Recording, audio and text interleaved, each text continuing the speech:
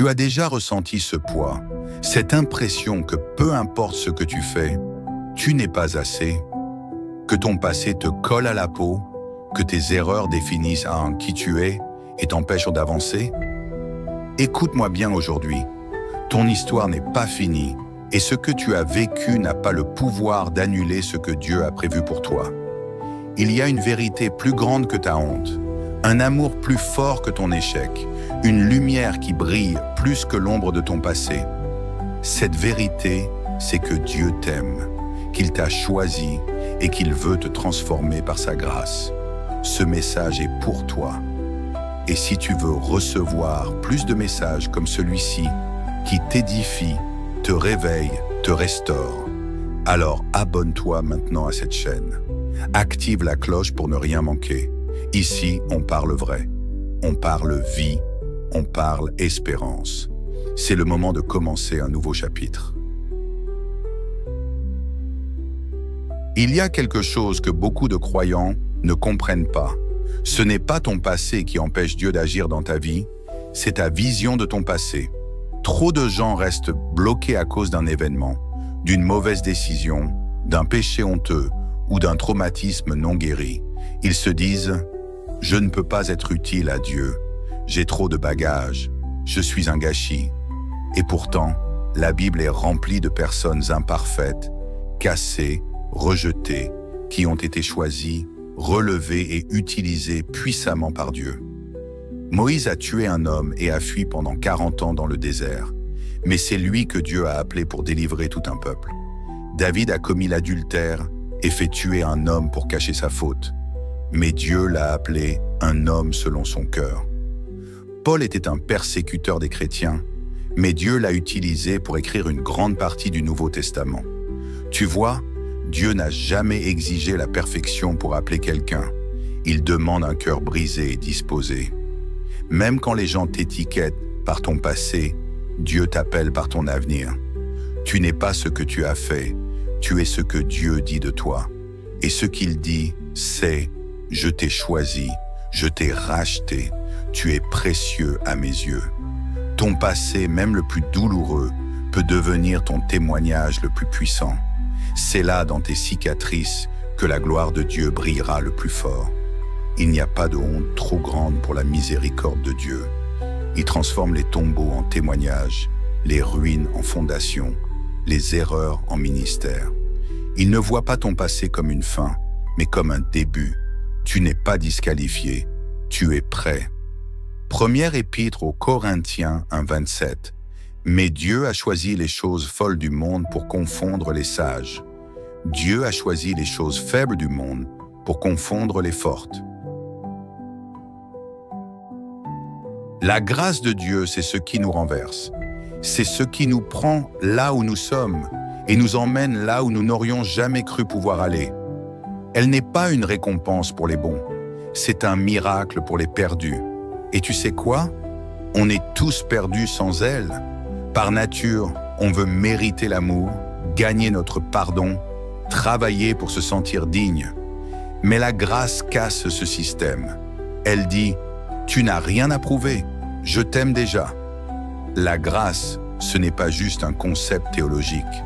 C'est une puissance vivante qui transforme un cœur, qui brise les chaînes de la culpabilité, qui restaure l'identité. C'est elle qui t'apprend à ne plus vivre esclave de tes fautes, mais libre dans l'amour de Dieu. Elle ne nie pas ce que tu as fait, elle dit simplement que ce que Christ a fait est plus fort. À la croix, Jésus n'a pas dit « c'est presque fini ». Il a dit « tout est accompli ». Cela veut dire que la dette est payée, le fardeau est levé, le jugement est tombé sur lui pour que la grâce tombe sur toi. Et si tu l'acceptes aujourd'hui, cette grâce peut tout changer. Elle peut guérir ce qui est brisé, effacer ce qui était sale, restaurer ce que tu pensais perdu. Tu n'es plus défini par ton péché, mais par la justice de Christ. Tu es adopté, lavé, justifié. Et cette transformation ne vient pas de ta force, mais de sa miséricorde. Tu n'as pas besoin de t'élever vers Dieu, c'est Dieu qui est descendu jusqu'à toi. Voilà ce qu'est la grâce.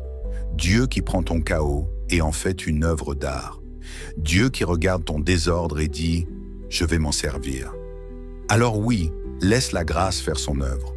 Ne te bats plus contre ton passé. Laisse Dieu te réécrire. Tite 2:11, car la grâce de Dieu, source de salut pour tous les hommes, a été manifestée. Il y a un moment dans la vie où tu dois choisir de ne plus être une victime de ton passé, mais un porteur de ton avenir.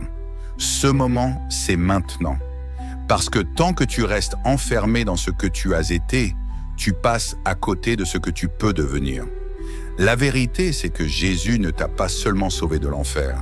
Il t'a sauvé de toi-même, de tes pensées, de ta honte, de tes limitations.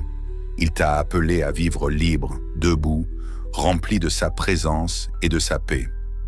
Quand tu donnes ton passé à Dieu, il te donne un avenir. Il prend ce que tu considérais comme une fin et il en fait un nouveau départ.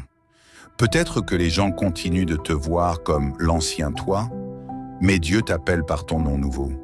Tu n'es plus cette personne qui trichait, mentait, souffrait en silence. Tu es une nouvelle création. Tu as une nouvelle identité. Et cette identité n'est pas définie par ce que tu ressens, ni par ce que les autres disent. Elle est définie par ce que Dieu déclare. Et voici ce qu'il déclare.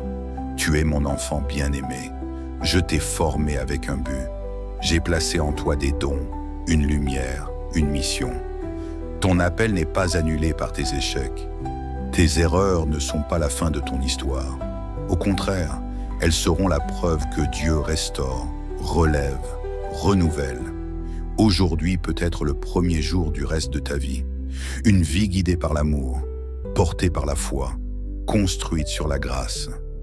C'est à toi de dire oui. C'est à toi de croire à nouveau. Ton avenir commence quand tu le confies entre les mains de celui qui connaît la fin depuis le commencement. Jérémie 29:11. Car je connais les projets que j'ai formés sur vous, dit l'Éternel. Projets de paix et non de malheur, afin de vous donner un avenir et de l'espérance. Maintenant que tu as entendu ce message, tu as un choix à faire. Rester lié à ton passé ou marcher dans la grâce. Te juger selon tes fautes ou te voir comme Dieu te voit, racheté, aimé, appelé. Si tu veux vivre cette transformation, je t'invite à prier avec moi, là où tu es. Tu n'as pas besoin d'être parfait, tu as juste besoin d'être sincère. Seigneur Jésus, je viens à toi tel que je suis. J'ai porté trop longtemps la honte et le regret. Aujourd'hui, je choisis de croire en ta grâce. Je te donne mon passé, mes fautes, mes chaînes. Je te demande de me transformer. Fais de moi une nouvelle création. Conduis-moi dans ton plan. Amen. Si tu as fait cette prière, tu viens de faire le choix le plus important de ta vie, et ce n'est que le début. Abonne-toi maintenant pour recevoir des messages qui nourriront ta foi. Écris en commentaire « Je choisis la grâce » pour qu'on prie pour toi et qu'on t'encourage.